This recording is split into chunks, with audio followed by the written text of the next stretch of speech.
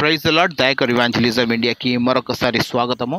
Friends, వీడియోలో కనిపిస్తున్న ఈ వ్యక్తి పేరు అశ్విన్ ఉపాధ్యాయ్ లేదా అశ్విన్ కుమార్ ఉపాధ్యాయ్. ఇతను పేరు పొందుకున్న సుప్రీంకోర్టు లాయర్, అలానే భారతీయ జనతా పార్టీ లీడర్ కూడా. ఇతను చెప్తున్న మాట ఏంటిదంటే, క్రిస్టియానిటీని టార్గెట్ చేస్తూ ఒక మాట మాట్లాడారు. ఆ మాటల్లో ఆయన కొన్ని చెప్పిన మాటకు నేను డెఫినెట్గా యాక్సెప్ట్ చేస్తాను, కానీ మిగతా చెప్పిన మాటకు మాత్రం నేను యాక్సెప్ట్ చేయను. ఇంతకైనా ఏం మాట మాట్లాడారో మీరు ఒకసారి క్లియర్గా వినండి. విన్న తర్వాత నేను మీకు క్లియర్ ఇన్ఫర్మేషన్ ఇస్తాను. मैंने सुप्रीम कोर्ट में पीआईएल फाइल किया है और मांग किया है कि काला जादू, अंधविश्वास, टोना टोटका को बैन करने के लिए तत्काल गाइडलाइन जारी किया जाए। हमारा संविधान आर्टिकल 51A कहता है कि हमें वैज्ञानिक सोच विकसित करना है, हमें तर्कपूर्ण सोच विकसित करना है। और हमारे देश में आज भी अंधविश्वास फैलाया जा रहा है, काला जादू फैलाया जा रहा है, टोना टोटका फैलाया जा रहा है। अभी कुछ वर्षों पहले दिल्ली में एक ही परिवार के 11 लोगों ने आत्महत्या कर लिया था और उसका मूल कारण था काला जादू, अंधविश्वास, टोना टोटका। और इसका जो दुष्परिणाम देखने को आ रहा है, पूरे के पूरे पंजाब में जो बड़े पैमाने पे कन्वर्जन हो रहा है, वो काला जादू, अंधविश्वास, टोना टोटका के सहारे हो रहा है। इवन कैंसर का इलाज ठीक करने का वादा किया जाता है, घुटना ठीक करने का वादा किया जाता है, नपुंसकता ठीक करने का वादा किया जाता है, बाजपन ठीक करने का वादा किया जाता है। और लगभग पंजाब में 20% लोग क्रिश्चियन हो चुके हैं। नाम वो नहीं बदले हैं, अभी भी वो पगड़ी बांधते हैं, केस रखते हैं, तलवार रखते हैं, देखने में वो सिख लगते हैं, लेकिन एक्चुअल में अंदर अंदर कन्वर्ट हो चुके हैं।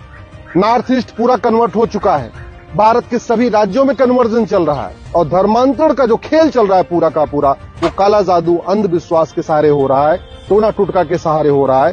तो इसके खिलाफ कठोर कानून जरूरी है। मैं आशा करता हूं माननीय सुप्रीम कोर्ट इस पे जरूरी कार्रवाई करेंगे। విన్నారు కదా ఫ్రెండ్స్. ఇప్పుడు ఇతను చెప్తున్న మాట ఏంటిదంటే, మూఢనమ్మకాలు, చేతబడులు, చిల్లంగీలు, లేకపోతే ఏదైతే జాదు టోనా అంటే జాదు టోనా ఇస్ నథింగ్ బట్ మంత్రాలు, తంత్రాలు, దీని గురించి ఏదైతే ఇతను మాట్లాడారో నేను దీనికి కంపల్సరీ గౌరవిస్తాను. ఎందుకంటే భారతదేశంలో ఈ మూఢనమ్మకాలు, ఈ మంత్రాలు, తంత్రాలు అనేది ఎగిరిపోవాలి, ఉండొద్దు. అసలు ఇలాంటి వాళ్ళ దగ్గర పోవడం కూడా ఒక పెద్ద నేరం. కానీ మాట్లాడుతూ క్రిస్టియానిటీ కన్వర్జన్స్ గురించి మాట్లాడారు. అదేవిధంగా చర్చ్ పంజాబ్లో ఉన్న పాస్టర్స్ చాలామంది క్రిస్టియన్స్గా మారుస్తున్నారని కూడా చెప్తున్నారు. అయితే ఇక్కడ ప్రాబ్లం ఏమొస్తుందంటే, కన్వర్జన్స్ విషయంలో ఎవరైనా మాట్లాడుతున్నారు అని అంటే దానికి ప్రూఫ్ కావాలి. ఆ ప్రూఫ్ ఇప్పుడు వరకు ఎవరు చూపెట్టలేకపోయారు. సరే, వాట్ ఎవర్, ఇక్కడ వరకు మంచిగానే ఉంది. కానీ చేతబడి, మంత్రాలు, తంత్రాలు కాడ 99.9% ఒక విధంగా చెప్పాలంటే 100కు 100% క్రైస్తవులు ఎవరు పోరు. అది నిషేధము. అలాంటి జోలికి మేము ఎప్పుడు పోము కూడా. ఎవరు నమ్మరు. ఇలాంటి దానికి మ్యాక్సిమం ఎవరు పోతారో దేశం అంతా తెలుసు. ఎవరు ఇలాంటి దానికి పాల్పడ్డారో కూడా మనం పేపర్లో న్యూస్ ఆర్టికల్స్ అనేది చూస్తూ ఉంటాము. ఒకవేళ మీరు చూడాలంటే నేను కొన్ని ఆర్టికల్స్ పెడతాను, ఒకసారి మీరు చూడండి ఆ ఆర్టికల్స్ పైన ఏం రాశారు.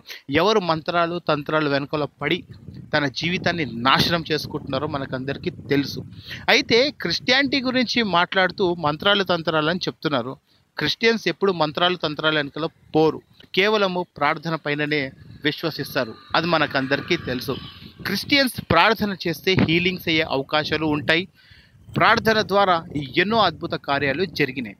కానీ ఒక నిమ్మకాయలు పెట్టి దాంట్లో ఉప్పు కారము చల్లి ఎక్కడనో చేతబడి అని, చిల్లంగిలని, అదేవిధంగా కొన్ని ఐటమ్స్తో పాటు ఒక బొమ్మకు ముళ్ళులు గుచ్చి లేకపోతే పిన్స్ని కుచ్చి ఇలాంటి మంత్రాలు, తంత్రాలు అనేది ఏ క్రైస్తవుడు చేయడు. అది చట్టపూర్వకంగా నేరము. దేవుని దృష్టిలో అది ఒక పెద్ద సిన్ అది. సో కాబట్టి ఏ క్రైస్తవుడు కూడా అట్లా చేయడు. కానీ వాంటెడ్లీ క్రిస్టియన్స్ అనేది టార్గెట్ అవ్వాలి. యూపీలో కూడా ముస్లిమ్స్ విషయంలో ఏ విధంగా అయితే యోగి టార్గెట్ చేశాడో, సుప్రీంకోర్టు నుండి భయంకరమైన దాన్ని మొత్తానికి నాశనం చేసి పడేసిందో మనకందరికీ తెలుసు. ఎవరు ఏ బాబా దగ్గర పోతున్నారు, ఎవరు ఏ బాబా కాలు మొక్కుతున్నారో ఆ మట్టి కోసము మట్టిలో కలిసిపోయిన వాళ్ళు కూడా చాలామంది ఉన్నారు. ఇది మూఢనమ్మకాలు కాదా? అలాంటి బాబాకు డిఫెన్స్ చేస్తున్న రాజకీయ నాయకులు లేరా? అవేందుకు ఇంకొక వ్యక్తి ఉన్నాడు, అతని పేరు భగేశ్వర్ బాబా.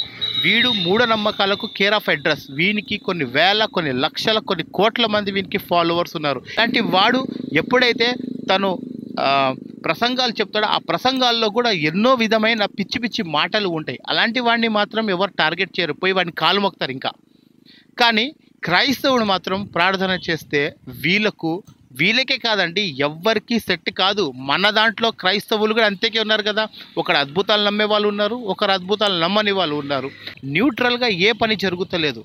దేవుడు ఎప్పుడు ఏ విధంగా కార్యం చేస్తాడో మనకందరికీ తెలియదు.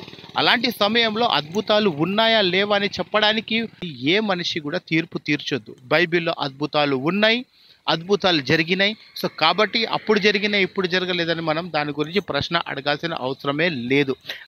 అశ్విన్ ఉపాధ్యాయ్ గారు ఇప్పుడు ఇతను కూడా సుప్రీంకోర్టులో పిటిషన్ పెడతాడంట క్రైస్తవుల గురించి. ఏంటిదంటే ఈ మూఢనమ్మకాల పేర్లతో వాళ్ళను మోసం చేస్తూ క్రిస్టియానిటీలో కన్వర్ట్ ఏదైతే చేస్తున్నారో దాన్ని ఆపాలి, దాని గురించి సరి అయిన శిక్ష తీసుకోవాలి, చాలా స్ట్రాంగ్ శిక్ష తీసుకొని రావాలి అని ఇతను అంటున్నాడు. సో మీరేమంటారో మాకు కామెంట్స్ ద్వారా తెలియజేయండి. God bless you all. Have a great day.